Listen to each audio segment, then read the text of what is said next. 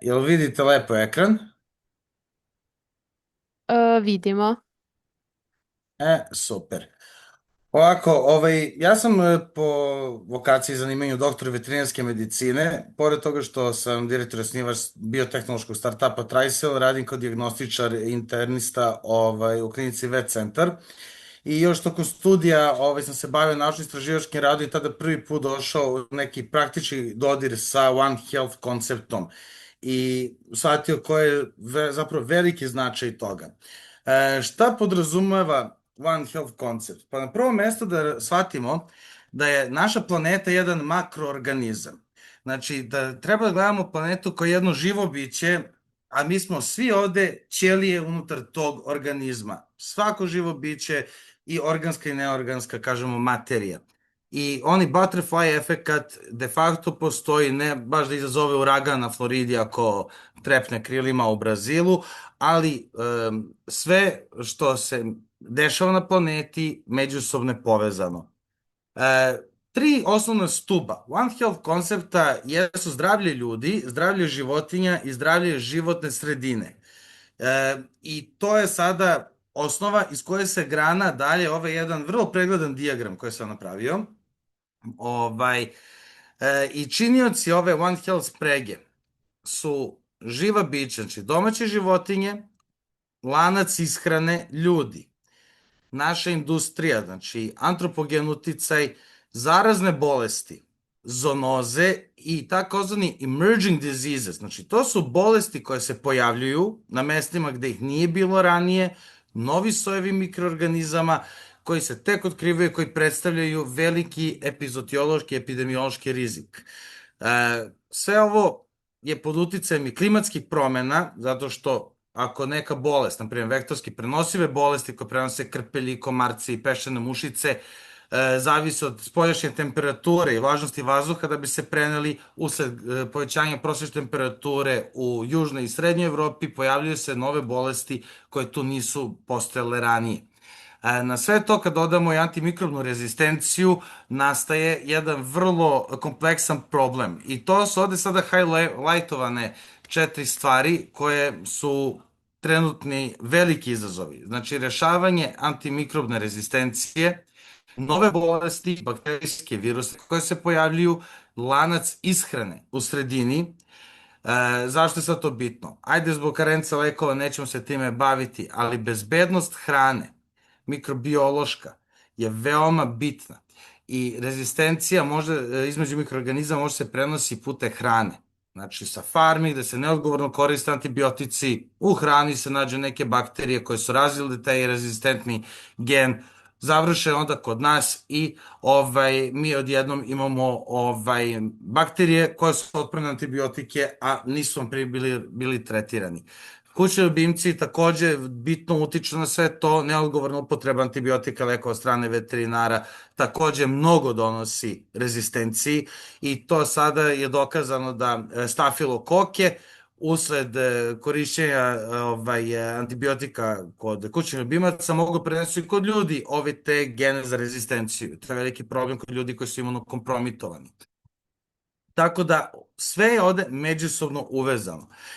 Jedna, kažemo, malo istorija da shvatite da ova priča nije počela od prekjuče, i da su očevi i One Health koncepta i očevi današnjeg modernog sveta, imunologije i mikrobiologije.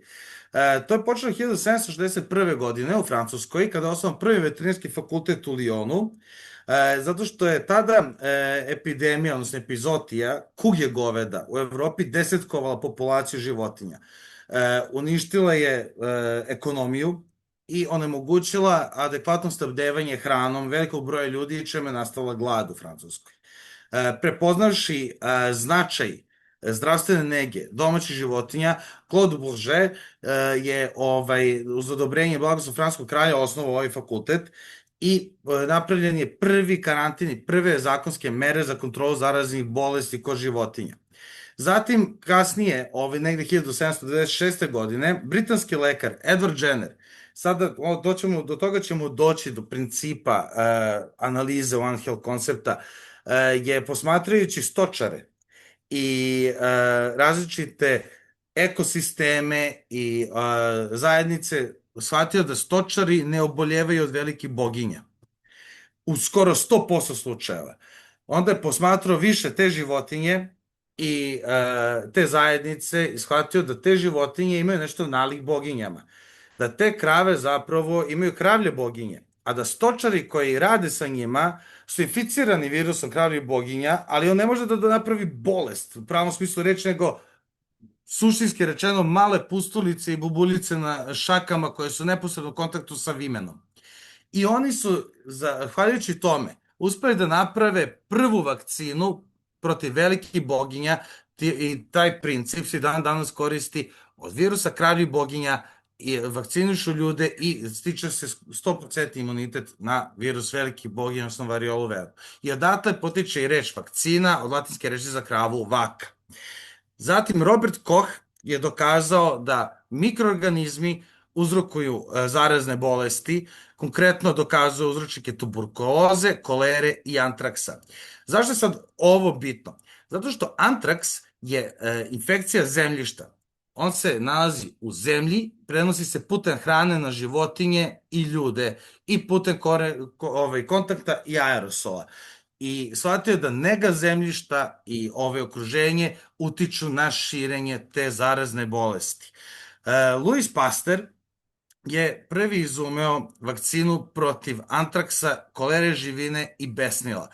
Tu sada dolazimo opet do bolje spoznaje zoonoza, a zoonoze su bolesti koje se prenose sa životinja na ljude i obrnuto. I proces prenošenja tih zaraznih bolesti je manje više već definisan i malo se unapredio od tada naše razumevanje. Oni nisu znali da postoje virusi, ali su znali da postoje nevidljivi uzročnik bolesti koji prolazi kroz određene filtere, određene širine. Tako se definisao virus do 1980. godina. I dalje, prateći s multidisciplinarnim pristupom, lanac ishrane, širenje bolesti, je izumeo proces pasterizacije na osnovu otkrića vojnog lekara britanske vojske, Sir Davida Brucea, koji je ustanovio uzročnika malteške groznice, odnosno bruceloze, koja je bolest smrtonosna, koja se prenosi putem mleka sa životinje na ljude. I ta bolest je dan danas veliki izazov u našoj zemlji i Evropi i kontinuirano postoje mere kontrole i suzbijanja te zarazne bolesti kod domaćih životinja. Sada One Health u praksi danas u svetu, a i kod nas, se zasniva na istraživanju koje sprovode naučni i obrazovni centri, javne veterinarske i zdravstvene institucije koje operativno sprovode spoznaje monitoring, mreže i organizacije, znači informisanja, edukacija i relevantnih ministarstava i organa državne uprave, konkretno kod nas su angažovani Ministarstvo poljoprivrede, ekologije i zdravlja. Pored, aj kažemo, institucionalizovanih ovih faktora, bitno je da vi kao budući stručnjaci, a sada kao mladi stručnjaci, znate da na prvom mestu zavisi od vašeg individualnog pristupa, vaše spoznaje multidisciplinarnosti i razmišljanja u tom kontekstu kako će se sprovoditi One Health koncept, da se naprave istraživanja, da se naprave otkriće implementacija, da kao kolektiv stručni zajedno komuniciramo o tome, pratimo zarazne bolesti, lanac ishrane i negujemo životnu sredinu. Edukacija stanovništva i proizvođača je ekstremno bitna, zato što jedan od najvećih zagađivača, barem u našoj zemlji, upravo jesu farmeri i poljoprivrednici koji koriste jeftino fosfatno đubrivo i direktno u lanac ishrane bacuju teške metale i uranijum. Više uranijuma godišnje se stavi direktno u naš lanac ishrane zbog neadekvatnog korišćenja fosfatnih đubriva nego što je NATO bacio na Bosnu i Kosovo zajedno. Tako da to je bitno da se ima na umu i da se na osnovu svega toga donesu i adekvatni zakonski akti u cilju zaštite javnog zdravlja i životne sredine. I trenutni vaš veliki izazov sada, koliko se ne razume za ovo takmičenje i u sledećem periodu, jeste pravljenje metoda za rano otkrivanje zaraznih bolesti i po mom mišljenju treba da bude upravo rešavanje zagađenja životne sredine. To se takođe zove TENORM, znači tehnološki povećano aktivnost radionuklidu u zemljištu i kontaminacije teškim metalima. Jedna veoma bitna stvar. Ljudi su depo u lancu ishrane za teške metale i kontaminante, zašto živimo dugo i hranimo se svime. Životinje neće oboleti od te kontaminacije, jer kraće žive od nas. Svinja, goveda, čije meso jedemo, će da imaju određenu količinu, na primjer, teških metala u sebi, nedovoljno da se oni razbole, ali to se sve taloži u nama, u našim jetrama, našim organima, tako da mi kroz više decenija unošenja kontaminiranih biljaka i namirnica životinjskog porekla razvijamo ozbiljne zdravstvene probleme. I ovo je jedan od spoznaje koncepata koji je mlada disciplina i tek se razvija u proteklih 10-15 godina metodologija za kontinuirani monitoring ovog problema. Moj savjet vama i za takmičenje i za generalno vaš dalji stručni razvoj jeste da negujete multidisciplinarnost u sebi i u svojim timovima. Znači, ne da budete usmereni samo usko stručno, evo, na primjer, u samu veterinu, samu medicinu, samu ekologiju, da morate da vladate, to trebali biste da vladate sa više disciplina i da holistički pristupite svakom problemu, ne samo One Health po konceptu, nego svakom istraživanju, jer samo takvim širim pogledom na stvari možete da dođete do zaključaka kao što su Jenner, Koch, Pasteur i Bruce dostigli i da se zapravo napravi significant impact, što bi se reklo u modernom jeziku. Bitno je da budete vođeni etikom i principima, da znate zbog čega radite i da ste tome dosledni. Ako ulazite u start-up, na primjer zajednicu, ideju vođeni finansijskim motivima, nećete daleko dogurati. Ako ste vođeni misijom i ciljem da se nešto smisleno uradi, sebe radi, vi ćete postići vanredne rezultate. I budite stručni i sarađujte sa što više ljudi, upoznajte se, učite od njih ceo život i na toj svojoj misiji ćete neminovno dostići cilj koji je značajan za celu našu planetu i civilizaciju. I samo tako možemo napraviti udoban dom sa jasnim i vedrim pogledom u budućnost. Eto, nadam se da sam vam preneo neke svoje stavove i suštinu ovog One Health koncepta koji će vam omogućiti da u daljem ovom takmičenju imate drugačiji ili bolji pogled na to. Hvala vam. Hvala puno, Aleksandre. Ja ću pitati da li ima nekih pitanja Naravno. za vas. U slučaju da nema, ja obično na kraju pitam da li imate neku poruku za same hakatonce, ali vi ste preneli sve vrlo lepo i vola bi da se zahvalim vama od strane cijelog NTP tima što ste izdvojili svoje vreme, što ste održali ovu odličnu prezentaciju, što ste motivisali studente ne samo za ovaj hakaton, nego i generalno kako treba se baviti nečim u budućnosti. Tako je. Hvala puno. Hvala puno. Slobodno podelite moj kontakt ako neko bude posle imao neke želje da pita, da više saznaje ili da nauči nešto, slobodno da se javi. Važi. Hvala vam puno, Aleksandar. Hvala vama svima, srećno. Hvala, vidimo se. Ćao, čao. Bravo.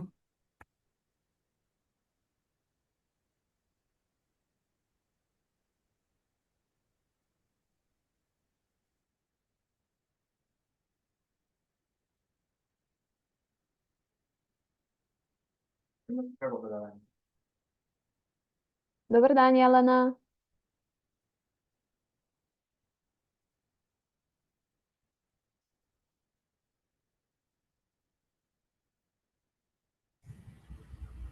Dobar dan, ne znam da li se čujemo.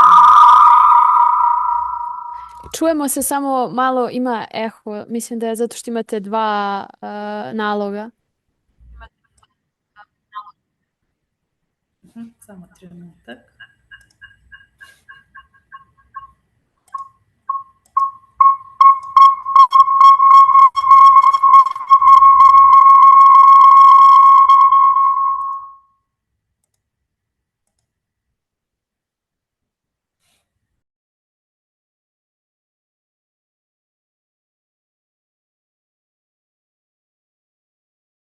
Hoćete da izbacim jedan vaš nalog pa da vidimo da li dalje eho?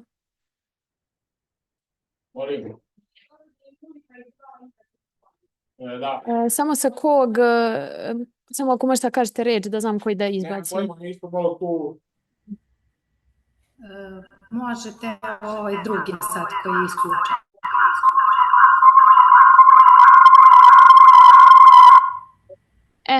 Izbačen je. Ne znam kako se to dupliralo.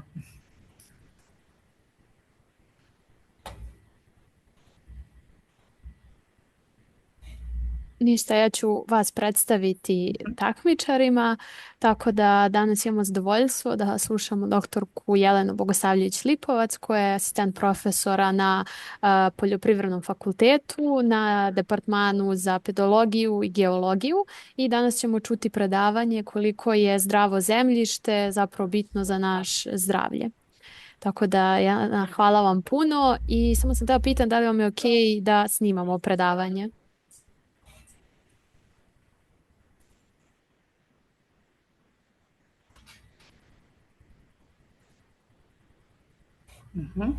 Evo ja da se predstavim, moje ime je Jelena Bogosavljević-Lipovac i danas ću vam održati prezentaciju vezanu za zdravlje zemljišta i zdravlje ljudi.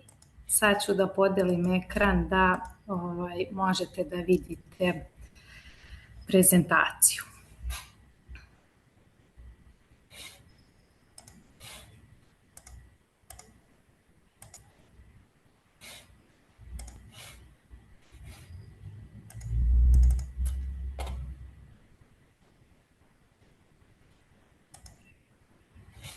Nadam se da vidite svi prezentaciju. Vidimo je i sad je u full screenu. Jel može tako?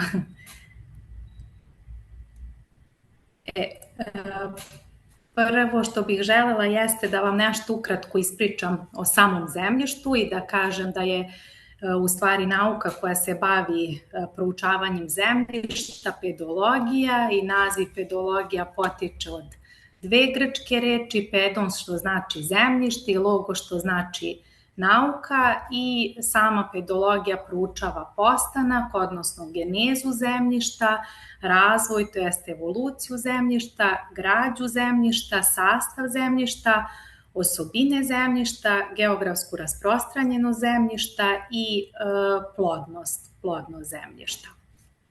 Da bi došlo do obrazovanja zemljišta, neophodno je delovanje, to jest proticanje nekih pedogenetskih procesa pod uticajem pedogenetskih faktora, i davne 1886. godine ruski naučnik Dokučajev je definisao 5 osnovnih pedogenetskih faktora, a to su geološki supstrat, klima, živi organizmi, vreme i reljef kao pedološki faktor. Kasnije u literaturi su dodati još i čovek kao jedan faktor bitan koji u današnje vreme menja zemljište i površinske i plitke podzemne vode. Kako zapravo nastaje zemljište? Pa zemljište nastaje u zajedničkom uticaju elemenata klime, biosfere i lokalnog reljefa na matičnu stenu, odnosno geološki supstrat, i sve to teče u nekom određenom vremenu. Zapravo pedogeneza je izuzetno dug proces i za obrazovanje černozema potrebno je oko 8000 godina, i zapravo geneza černozema se smatra brzom genezom, dok je, na primjer, za tip zemljišta kao što je krašnjačko-dolomitna crnica potrebno oko 3 miliona godina, i zapravo zbog tog izuzetnog dugog perioda obrazovanja zemljište se praktično smatra neobnovljivim prirodnim resursom. Takođe žela bih da vam ispričam i šta je zapravo zemljište. i imamo neku genetsku definiciju zemljišta koju je dao prvi naučnik Dokučajev i po toj definiciji zemljište je posebno prirodno-istorijsko telo, odnosno površinski sloj zemljine kore koji je izmenjen u rezultatu zajedničkog uticaja na geološki supstrat elemenata klime, živih i mrtvih organizama, kao i lokalnog reljefa i sve to protiče znači, u nekom određenom vremenskom periodu. Ekološka definicija zemljišta glasi da je to zemljište površinski sloj zemljine kore u kome se razvija glavna masa korenovog sistema biljaka. Takođe, eto, pre nego što krenemo da pričamo o tome kako zemljište utiče na kvalitet hrane, bitno je da steknete neku predstavu od čega se to zemljište sastoji. Pa znači zemljište je jedan veoma složen, trofazni sistem koji se sastoji od tvrde, tečne i gasovite faze i ta tvrda faza zemljišta se sastoji od organskog dela koji potiče zapravo od izumrlih biljnih i životinjskih ostataka i imamo mineralne materije koje potiču od geološkog supstrata. I upravo najviše ta tvrda faza zemljišta utiče i na sastav poljoprivrednih proizvoda. Kao što znate, građa planete Zemlja nije homogeno telo, već je izgrađeno od više sfera, odnosno koncentričnih zona, pa tako znači na samoj površini nalazi se pedosfera ili zemljište, ispod se nalazi zemljina kora, zatim imamo mezosferu, to jest omotač jezgra i na kraju samo jezgro. Za nas pedologe posebno je bitna ova zemljina kora koja se sastoji od dve zone, sijal zone i sima zone. Vidite, sama reč vam kaže sijal zona, u nju dominantno izgrađuju silicijum i aluminijum, a sima zonu dominantno izgrađuju silicijum i magnezijum i ta zemljina kora zajedno sa gornjim delom omotača jezgra čine litosferu. Litosfera je izgrađena od stena koje zapravo predstavljaju geološki supstrat za obrazovanje zemljišta. I u zemljištu svi ovi elementi koji se nalaze u mezosferi, odnosno u omotaču jezgra, nalaze se i u samom zemljištu i takođe u zemljištu pored tih znači kiselnika, silicijuma, aluminijuma, gvožđa, kalijuma, natrijuma, magnezijuma, znači imamo i ugljenik i azot koji potiču od organske materije zemljišta. I kao što vidite na ovoj šemi, samo zemljište predstavlja jedan tanak sloj na površini zemljišta, na površini planete Zemlje, ali pored toga što je on znači tanak i neznatan u odnosu na ostali deo planete Zemlje, zemljište je u stvari mesto gde se odvijaju ključni procesi u kruženju materije i energije u prirodi i zbog toga upravo kvalitet zemljišta direktno određuje i kvalitet života na planeti Zemlji. Sada ta pedosfera, odnosno zemljište, može biti debljine od nekoliko centimetra, na primjer u nekim brdsko-planinskim predelima, znači, ili do 2 metra dubine u ravničarskim predelima. Ono što je bitno da se shvati da zemljište zapravo nije samo podloga po kojoj mi hodamo, već ono predstavlja jedan živi ekosistem koji je dosta dinamičan i složen, predstavlja znači složenu mrežu minerala, vode, vazduha i brojnih organizama, znači tu imamo različite bakterije, gljive, zatim različitu pedofaunu kao što su gliste, insekti i tako dalje.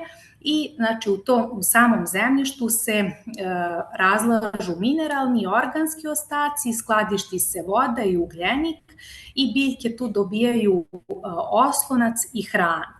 Kada su svi ti procesi u zemljištu u ravnoteži, zapravo zemljište je otporno na promene u životnoj sredini.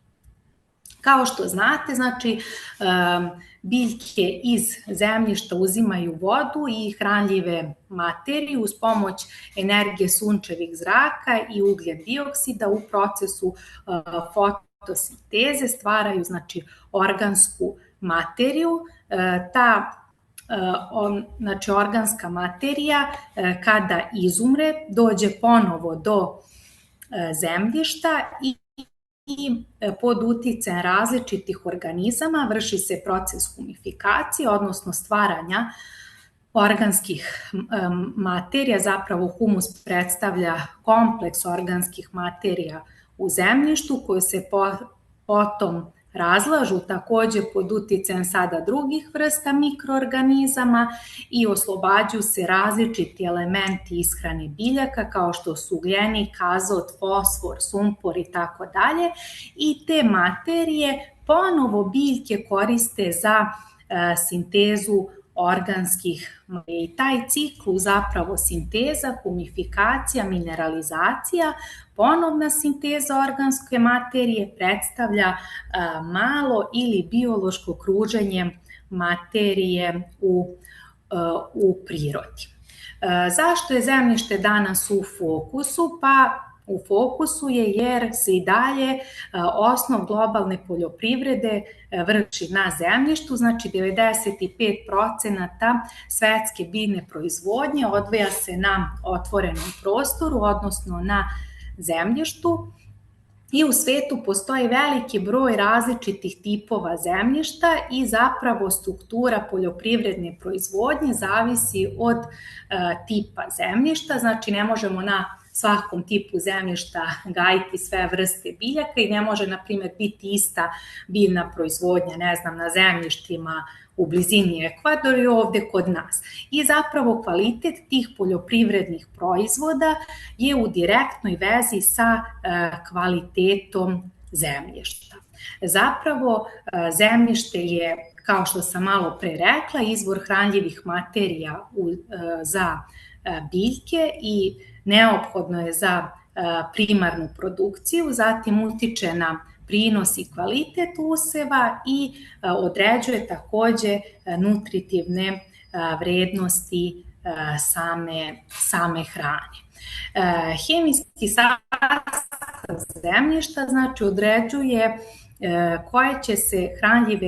koje će hranljive materije biljke usvojiti. Pored osnovnih elemenata kao što su azot, fosfor i kalijum, veoma su važni mikroelementi poput gvožđa, cinka i selena, i ako ih u zemljištu nema dovoljno, ni biljke neće sadržati te elemente, što će direktno uticati na nutritivne vrednosti i kvalitet hrane.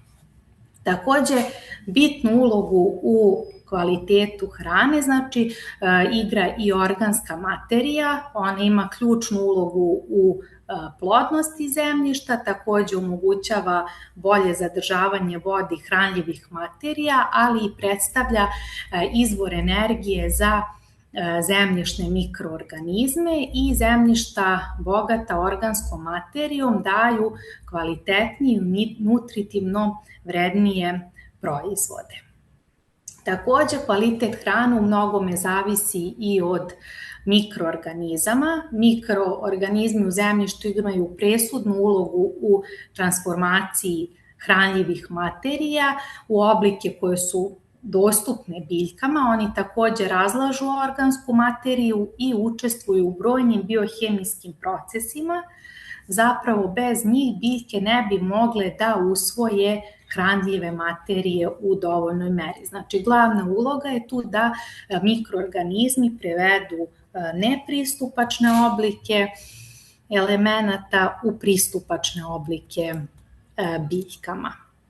Što se tiče naših zemljišta Srbije i njihovog potencijala, znači, mi smo zemlja sa izuzetnim zemljišnim potencijalom, imamo oko 5 miliona hektara poljoprivrednog zemljišta i, znači, to je 60% teritorije je u funkciji poljoprivrede. Imamo oko 0,45 hektara po glavi stanovnika i ovde sam želela da vam prikažem na ovom slajdu naša najvažnija poljoprivredna zemljišta. Imamo, znači, ona pripadaju redu automorfnih i redu hidromorfnih zemljišta i tu imamo klasu u okviru reda automorfnih, klasu humusno-akumulativnih i kambičnih zemljišta, gde imamo, znači, tip černozem, smonica, renzina, krečničko-dolomitna crnica, a u okviru klase kambičnih zemljišta imamo tip gajinjaču. U okviru, znači, hidromorfnih zemljišta, glavna poljoprivreda zemljišta pripadaju semiglejnim i glejnim zemljištima i tu imamo dva tipa, livatsku crnicu i ritsku crnicu. Ovde možete na ovom slajdu vidjeti gde je černozem uglavnom kod nas rasprostranjen u Srbiji. Kao što vidite, glavna černozemna zona u našoj zemlji je Vojvodina, manje površine su južno od Dunava, znači u dolini Morave, Stigu i Dunavskom ključu i ono što već znate da je černozem naše najkvalitetnije zemljište i najkvalitetnije zemljište u svetu, naročito je pogodno najpogodnije ima fizičke i hemijske karakteristike i naročito je pogodno za ratarsku proizvodnju. Takođe imamo gajinjače, vidite one su široko rasprostranjene u Srbiji, srednje su proizvodne vrednosti i predstavljaju najpogodniji tip zemljišta za voćarsku, vinogradarsku proizvodnju. Zatim sledeći tip je smonica, za nju su karakteristične dobre hemijske i nešto lošije fizičke osobine i pogodna je za ratarsku, povrtarsku, a može i za voćarsko-vinogradarsku proizvodnju. Zatim imamo tip zemljišta livatska crnica koja je rasprostranjena u dolinama naših velikih reka. Tu se mogu ostvariti dobri prinosi zato što imamo na određenoj dubini podzemne vode koje daju vlažnost ovom zemljištu čak i u periodima suše i posebno je pogodna za povrtarske i ratarske kulture. Zatim imamo ritsku crnicu koja, vidite, rasprostranjena je najpoznatiji su, znači, pančevački rit, vršački, makiški i negotinski. To je veoma duboko zemljište, dobrih hemijskih i nešto loših fizičkih osobina i uspešno se na njoj gaje ratarske kulture. Imamo zatim renzinu. Renzina je posebno pogodna za voćarsku, vinogradarsku proizvodnju. Takođe krešnjačko-dolomitna crnica koja je pogodna za uzgajanje krompira, pogotovo na tim nekim dubljim crnicama se pogodne su za gajanje krompira. Zapravo, ova naša zemljišta imaju dobre osobine i dobar potencijal. Problem se javlja kada mi želimo da u stvari ne naše biljke koje ćemo da gajimo da prilagodimo tipu zemljišta, znači da izaberete neke biljne vrste koje ćete gajiti na određenom tipu zemljišta koje je pogodno za te biljne vrste. Kod nas je uglavnom u praksi greška da se trudimo da osobine zemljišta prilagodimo toj nekoj kulturi koju želimo da gajimo i koja nam je profitabilna u datom trenutku, tako da kod nas često zemljišta bivaju u nekom stepenu degradirana zbog te loše poljoprivredne proizvodnje. Takođe, znači, zemljište, kao što znate, postalo je jedno od najugroženijih prirodnih resursa, neplanske urbanizacije, betoniranja, zatim širenje energetskog sektora i rudarenja i zbog klimatskih promena. Uglavnom, znači, zagađeno zemljište može dovesti do akumulacije štetnih materija u biljkama. Teški metali i pesticidi mogu ući u lanci ishrane i na taj način zapravo direktno ugroziti zdravlje ljudi. Kvalitet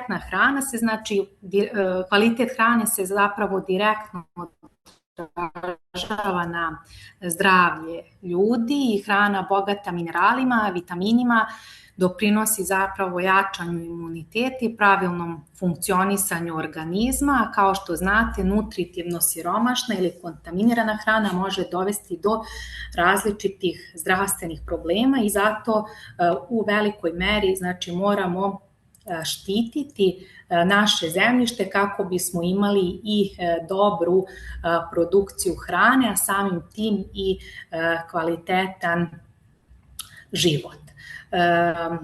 Najvažnije, znači, za očuvanje zdravlja zemljišta jeste unošenje stajnjaka, odnosno đubriva organskog, ostavljanje žetvenih ostataka, održiva poljoprivreda, zatim planska urbanizacija, vi zapravo tom neplanskom urbanizacijom u velikoj meri znači, menjate namenu zemljišta i ono postaje potpuno nefunkcionalno u svrhu poljoprivrede i u svrhu proizvodnje zdrave hrane i bitno je, znači, da se o svemu tome edukuje stanovništvo. Znači, važno imati na umu da zemljište nije neiscrpan resurs, nastalo je, znači, hiljadama i milionima godina kroz sporu i složenu interakciju različitih pedogenetskih faktora i zbog dugotrajnosti ovog procesa, kao što sam malo pre rekla, smatra se praktično neobnovljivim prirodnim resursom u okvirima jedne ljudske civilizacije. Zato, znači, način na koji danas razumemo i čuvamo zemljište direktno određuje kakvu ćemo hranu jesti i kakvu vodu piti, a samim tim, znači, to utiče i na naše zdravlje. Zdravo zemljište zapravo omogućava proizvodnju kvalitetne hrane, a kvalitetna hrana je osnov zdravog života i zato je očuvanje zemljišta jedan od ključnih preduslova za našu zdravu budućnost. I ovo izlaganje bih, znači, završila jednom narodnom izrekom koja glasi da zemljište nismo nasledili od svojih predaka, već smo ga pozajmili od svojih potomaka i na taj način se trebamo i ophoditi prema zemljištu kako bismo imali zdravu hranu i na kraju kako bismo i mi zapravo bili zdravi. Hvala puno, Jelena, na odličnom predavanju. Ja ću sada pitati ljude koji slušaju da li imaju neko pitanje možda. U slučaju da nemaju, ja bih vas pitala da date neki savjet, preporuku za takmičare koji kreiraju ideje vezane za One Health koncept, a da se dotiče teme zemljišta i poljoprivrede. Pa ima neko, možda je bolje ako neko ima neko pitanje. Prvo...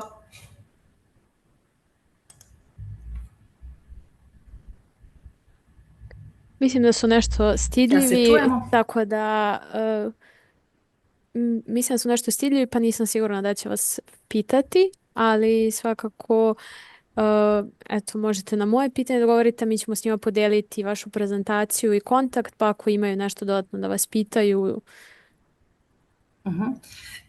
Ništa, ja u suštini najbitnije da se iz ovog izlaganja shvati zapravo koliko je zemljište bitno i da se zapravo i ljudi edukuju i da se očuva zemljište i očuvamo ovaj potencijal koji zapravo imamo.